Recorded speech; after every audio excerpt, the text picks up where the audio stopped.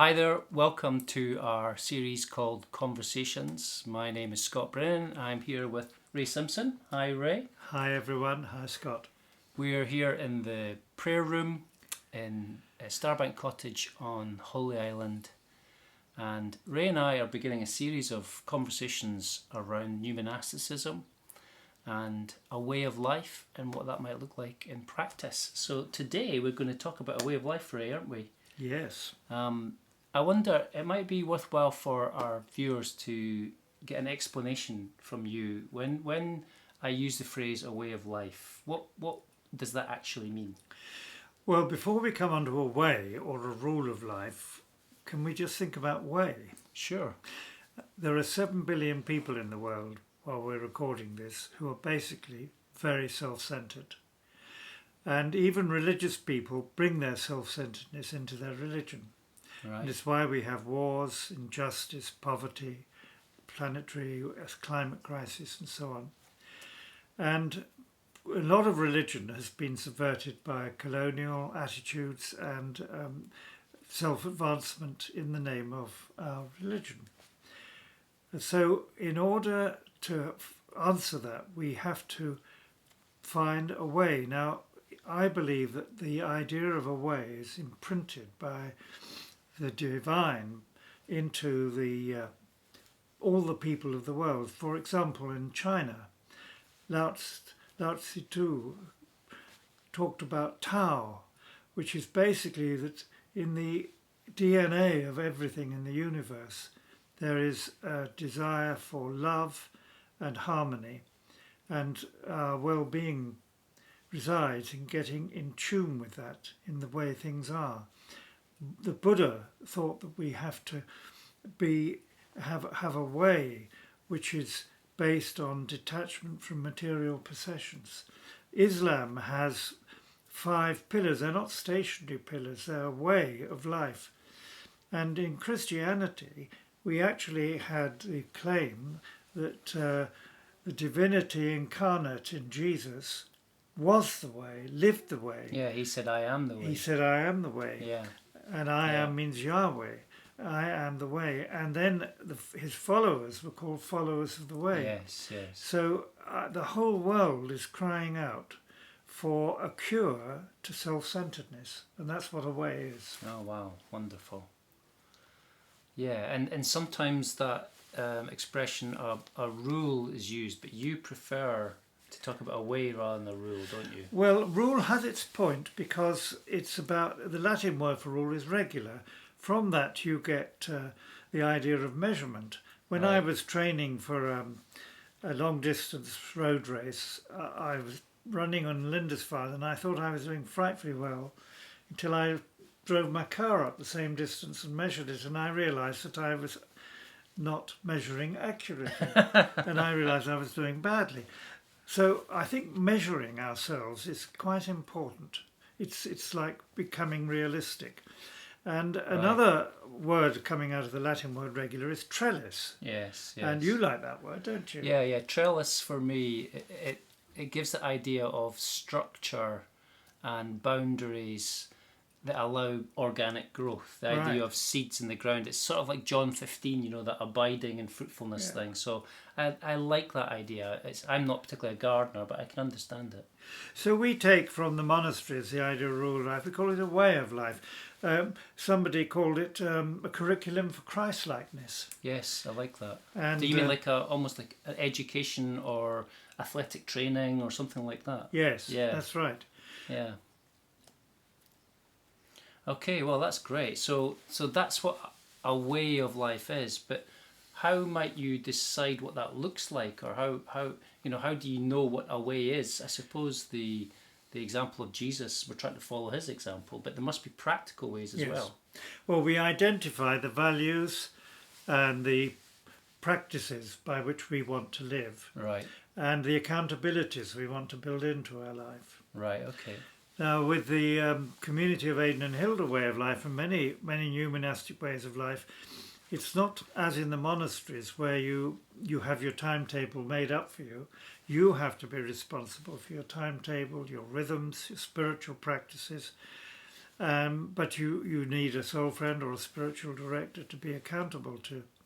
But one of the fundamental spiritual practices is self-examination. Right, okay.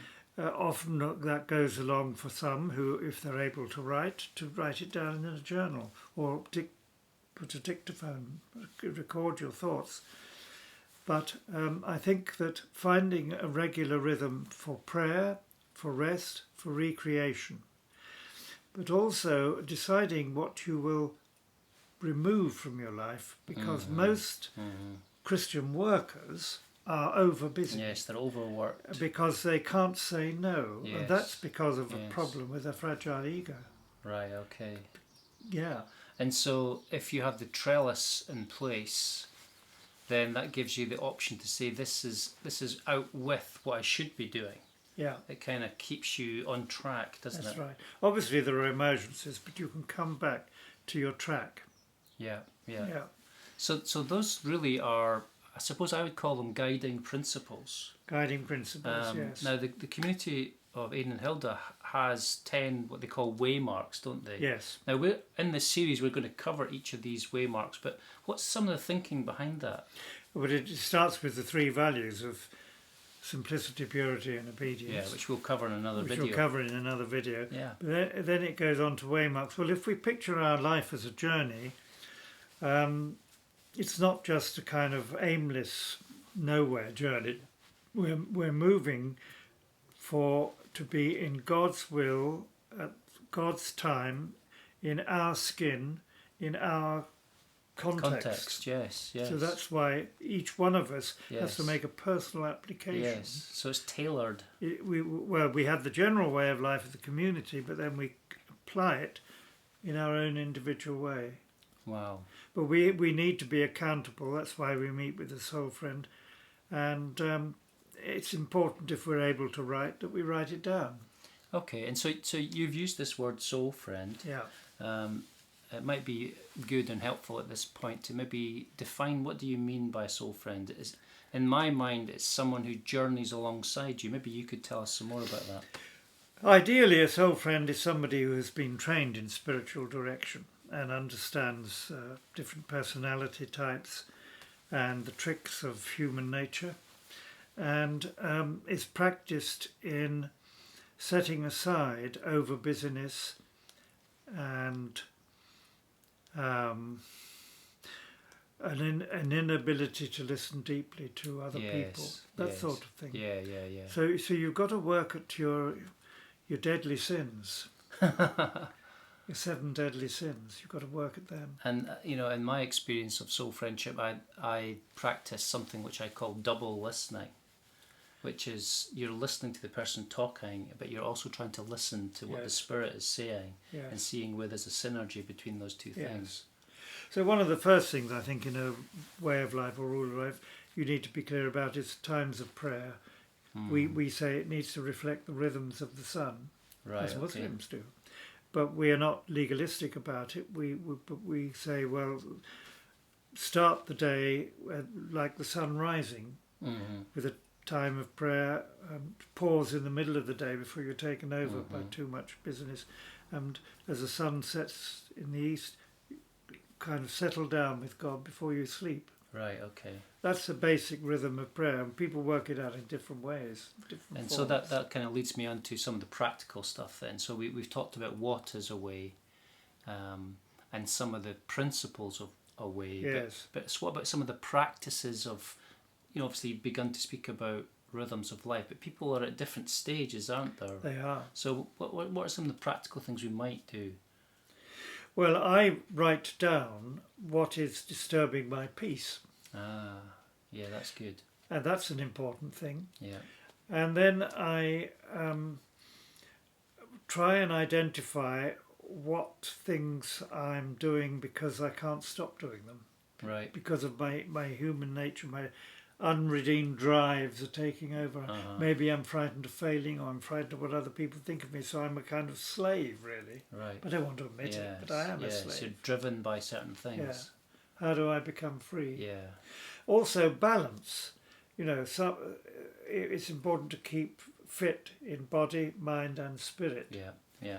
and to have changes from routine if we can build those in. Right. Right. Yeah. Yeah. Wonderful. So some people might build in if they're very, very busy people, pre-retired and all that, they build in a day off. Yeah. So things like Sabbath. Yeah.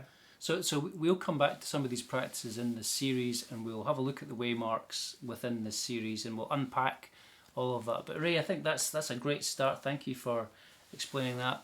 Please subscribe to the YouTube pages, which are both on Ray and my YouTube channel, and you'll be able to keep up to date with all the things that we're doing. So thanks for joining us. Thanks you, Ray. Thanks very much. See you again. Bye now. Bye.